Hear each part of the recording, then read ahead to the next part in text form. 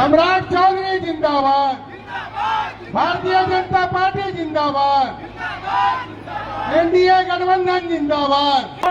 बहुत ही महत्वपूर्ण सड़क हो गया है और ये गंगा पथ से भी जुड़ गया है। ये सब सरकार के विकास का एक महत्वपूर्ण योगदान है। पर जोरदार तालियों से स्वागत किया राष्ट्रीय अध्यक्ष जी का।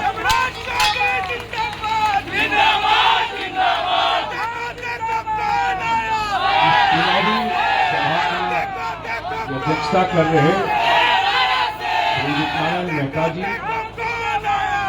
बिहार के लोकप्रिय मुख्यमंत्री आदरणीय सम्राट चौधरी जी, माननीय रामकृपाल यादव जी जो सहकारिता मंत्री हैं बिहार सरकार में, आपके लोकप्रिय सांसद, देश के बड़े वकील, पूर्व केंद्रीय मंत्री आदरणीय रविशंकर प्रसाद जी,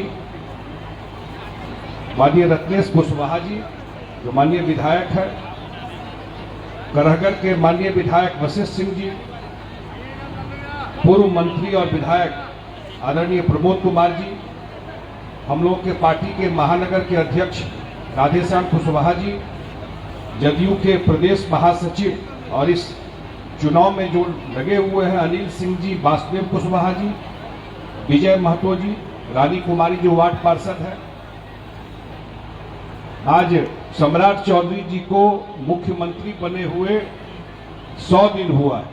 आज 100वां दिन है। हम सब लोग जोरदार ताली के साथ बधाई देते हैं कि इस 100 दिन में जितने फैसले माननीय मुख्यमंत्री जी ने लिए हैं बिहार के विकास के लिए, जो इनिशिएटिव सम्राट चौधरी जी ने लिए इस 100 दिन में, जितने बड़े बड़े फैसले लिए, चाहे बिहार में शहरीकरण को लेकर के हो, बहुत सारे युवा हैं।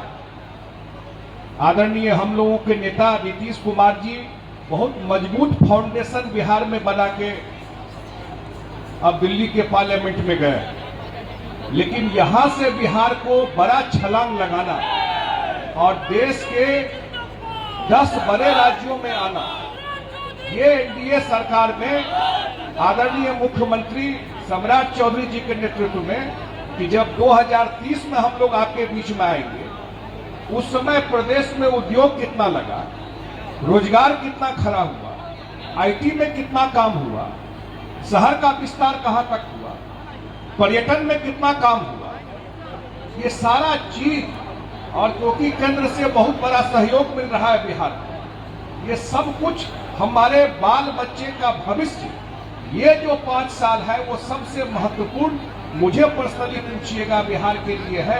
इसी 5 साल में बिहार को देश के टॉप 10 स्टेट में जाके खड़ा होना। आज जो माननीय मुख्यमंत्री जी जिस हिसाब से काम कर रहे हैं, मैं कल हम लोग का पार्लियामेंट सेशन तो नहीं चल रहा, लेकिन जब पटना के एयरपोर्ट पे उतरते हैं और जितने उद्योगपति आजकल आ रहे हैं बिहार में उद्योग लगाने के लिए, जगह देखने के लिए, बिहार सरकार जो सुविधा दे रही है वो देखने के लिए, और जब पटना के एयरपोर्ट पे उतरता है तो बाहर में लोगों को आज भी पता नहीं क्या है, बिहार के लेके एक अलग परसेप्शन रहता है। लेकिन जब पटना के एयरपोर्ट पे उतरते हैं, हम तो उतरते ही सबसे पहले बड़ा पेंटिंग देखते हैं छठ मैया का लगा हुआ पटना एयरपोर्ट, मधुबनी पेंटिंग का लगा हुआ पटना एयरपोर्ट पे, पूरा उसका सोच बदल जाता है। आज जब पटना से बाहर निकलते हैं ये अटल पथ हो करके, या जो मेरीन ड्राइव कहते हैं, मेरीन ड्राइव पर के साथ और पूरा उस एरिया में जाते हैं। मैं तो कभी कभी नीतीश जी के साथ जाता हूं उस मेरीन ड्राइव पर, आजकल तो रेगुलर हो गया है जब पटना में रहता हूं। अटल पथ से निकलते हैं, वो कहता है देखिए ये अटल जी के नाम पर रखे, अटल जी का बड़ा स्नेह मेरे ऊपर था, मैं बिहार में मुख्यमंत्री बना, ये अटल बिहारी वाजपेयी जी की इच्छा थी, उन्हीं के आशीर्वाद से मैं मुख्यमंत्री बना। ये मैं नहीं बोल रहा हूं, ये हम लोगों के नेता नीतीश कुमार जी कहते हैं। और वहीं से एनडीए का फाउंडेशन शुरू हुआ। 2005 में जब मुख्यमंत्री नीतीश कुमार जी बने और 20 साल में अपना एनडीए सरकार बिहार में जो काम की, आज भी देश में उसकी चर्चा होती है। मैं एक ही आप लोगों से आग्रह निवेदन करने के लिए आया हूं। जब 2025 के चुनाव में हम लोग गए, मैं तो मिथिला क्षेत्र से आता हूं, मेरा जिला मधुबनी पड़ता है। अब मैं जब देखता हूं दरभंगा एयरपोर्ट को, मैं जब देखता हूं अपने क्षेत्र में बाढ़ के समस्या के निदान को, कभी हम लोग सपने में नहीं सोचते थे कि दरभंगा में भी प्लेन उतरेगा। कभी हम लोग सपने में नहीं सोचते थे कि पूर्णिया में प्लेन उतरेगा। कभी हम सपने में नहीं सोचते थे कि हम लोगों के एरिया में कभी बाढ़ का निदान हो पाएगा। और जिस तरह एनडीए सरकार ने, आदरणीय प्रधानमंत्री जी ने जिस हिसाब से बिहार को सहयोग और मदद किया, आज बिहार के अच्छे कामों की चर्चा देश दुनिया में। आज हम तो दिल्ली यूनिवर्सिटी में पढ़े, आज जब पढ़ रहे थे, ये सच्चाई है, पटना के प्रबुद्ध लोग हैं। हम लोग कभी बिहारी ठीक से नहीं बोल पाते थे कि बिहार के रहने वाले, शर्म से सर ऐसे झुक जाता था। ये एनडीए सरकार की देन है कि आज देश और दुनिया में बिहार के लोग सर ऊंचा करके बोलते मैं बिहार का रहने वाला हूं। यही भाजपा जदयू के सरकार की देन है कि ये आज हम लोग बोल पा रहे हैं। आज जो काम हुआ है, यहाँ के माननीय विधायक मंत्री रहे आदरणीय नितिन नवीन जी, राज्यसभा में हम लोग साथ साथ हैं। आज देश के सबसे बड़ी पार्टी, दुनिया के सबसे बड़ी पार्टी के राष्ट्रीय अध्यक्ष हैं। शायद बिहार से ये सौभाग्य नितिन नवीन जी को ही मिला कि वो भारतीय जनता पार्टी के राष्ट्रीय अध्यक्ष बने। आज तक बिहार से कोई नहीं बन पाया। और ये सौभाग्य बांकीपुर विधानसभा का है कि आपके विधायक जो रहे आज राष्ट्रीय अध्यक्ष बन करके देश में पार्टी का काम संभाल रहे हैं। बांकीपुर का चुनाव इसलिए महत्वपूर्ण है, सरकार को फर्क नहीं पड़ेगा, 202 विधायक है, लेकिन बांकीपुर का चुनाव पर देश का नजर है कि जो देश में, जो बिहार में विकास का काम सम्राट जी कर रहे हैं, जितना एक से एक फैसला ले रहे हैं और जितना सहयोग केंद्र से है, वो विकास के नाम पर जो काम चल रहा है, उसके नाम पर जरूर जब चुनाव होता है तो लोगों का नजर रहता है कि जो काम हो रहा है उस पर वोट पड़ा कि नहीं पड़ा। और क्योंकि ये पटना शहर है तो निश्चित रूप से देश और दुनिया का नजर बांकीपुर के चुनाव पर है।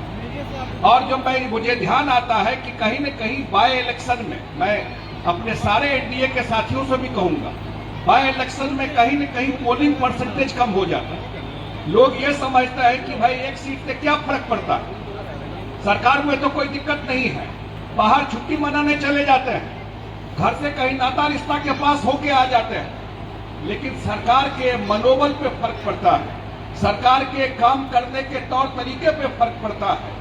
और जो लोग घूमते हैं विपक्ष में इधर उधर, वो उनको भ्रम फैलाने का फर्क पड़ता है। और ठीक कहा रविशंकर प्रसाद जी ने, जितना मजबूती से एनडीए, मैं दिल्ली में भी अच्छा है, लेकिन बिहार में जो मैं कोऑर्डिनेशन देखा हूं और विधानसभा से कोऑर्डिनेशन देख रहा हूं, फिर नीतीश जी मुख्यमंत्री बने और उसके बाद सम्राट चौधरी जी मुख्यमंत्री बने, जिनकी जवाबदेही है पूरे एनडीए को एक साथ लेके चलने की। शायद बिहार जैसा कोऑर्डिनेशन देश में, एनडीए का कोऑर्डिनेशन हमको नहीं लगता है कि और किसी स्टेट में और केंद्र में होगा जिस हिसाब का कोऑर्डिनेशन बिहार में। और इसका असर चुनाव पर और बिहार के डेवलपमेंट पे पड़ रहा है। तो मैं तो एक ही आग्रह करने के लिए आया हूँ, बिहार में भी अब जनरेशन चेंज हो रहा है।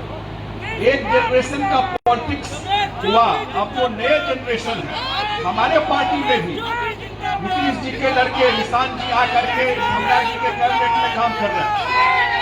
हमारे जदयू पार्टी में भी यंग लोग, यंग एमएलए बहुत सारे आ रहे हैं जो काम कर रहे हैं। तो मैं तो एक ही आग्रह करने के लिए आया हूं, पूरा एनडीए एकजुट होकर के बांकीपुर का चुनाव का रिजल्ट, लाखों करोड़ जो इन्वेस्टमेंट बिहार में होने वाला है, जो इन्वेस्टर आज भी आता है उसको पता नहीं, इतना आज भी दिमाग में है कि बिहार में शांति है कि नहीं। एक बार घूमने के बाद सब सेटिस्फाई होके चला जाता है, लेकिन गलत लोग अगर चुनाव में दाएं बाएं करके निकल गए, उससे इन्वेस्टर का भी माइंड बदलता है कि बिहार में फिर कुछ गड़बड़ होगा क्या। इसलिए आप सबसे आग्रह है, हम सब लोगों ने चुनाव में वादा किया था 1 करोड़ लोगों को रोजगार और नौकरी देंगे, और एनडीए सरकार का वादा सम्राट चौधरी जी के नेतृत्व में 5 साल में 1 करोड़ लोगों को नौकरी और रोजगार पूरा होगा, और उसके लिए इन्वेस्टमेंट उद्योग लगना जरूरी है। मैं एक ही आग्रह निवेदन करने के लिए आप सबसे आया हूं, जो 30 तारीख को चुनाव होगा, कमल छाप पर वोट दे करके एक कार्यकर्ता नीरज कुमार सिन्हा जी को लोगों ने खड़ा किया है, उनको जिताइए, और एनडीए सरकार जो सम्राट चौधरी जी के नेतृत्व में चल रहा है, और केंद्र में जो मोदी जी की सरकार है, बहुत दिन के बाद बिहार को डबल इंजन सरकार का फायदा मिलने का समय आया है। ये समय नहीं चूकना है, किसी हाल में ये समय को नहीं चूकना है। बिहार पहले ही बहुत मुश्किल झेल चुका है, ये असली समय है ये 5 साल, और इस 5 साल में केंद्र के सहयोग से बिहार में एनडीए सरकार सम्राट जी के नेतृत्व में, जो जैसे पहले बिहार का नाम पूरा देश दुनिया में था, वैसा परचम फैलाएगा। यही आग्रह निवेदन करते हुए कि 30 तारीख को कमल के छाप पर वोट दे करके मैं अपने पार्टी के साथियों से भी जो हमारे आए हुए हैं इस कार्यक्रम में, कि 3 दिन 4 दिन बचा हुआ है, हम लोग कभी भी कोई फर्क करके चुनाव नहीं लड़े। उसका नतीजा था कि 202 सीट आया। अगर जदयू कहीं लड़ा तो भाजपा के लोग भी जदयू से आगे बढ़ चढ़ करके किए, और आज दोपहर में हम लोग मीटिंग किए थे बांकीपुर का, जो हमारे पार्टी के सारे साथी हैं। आज यहाँ भी बांकीपुर में भी जदयू पार्टी भाजपा के साथ कंधा से कंधा मिला करके चुनाव में लड़ रही है। मैं ये आग्रह करूंगा अगला 4 दिन पूरा मेहनत, फोकस भी फोकस नहीं होना है, फोकस रखना है कि पोलिंग परसेंटेज किसी हाल जीत तो रहे ही है, लेकिन मार्जिन कितना बड़ा होता है वो एक असर पड़ता है। पोलिंग परसेंटेज कम नहीं हो, ये जरूर मेरा आग्रह रहेगा। और यही मैं अपनी बात को समाप्त करता हूं, और बहुत बहुत धन्यवाद।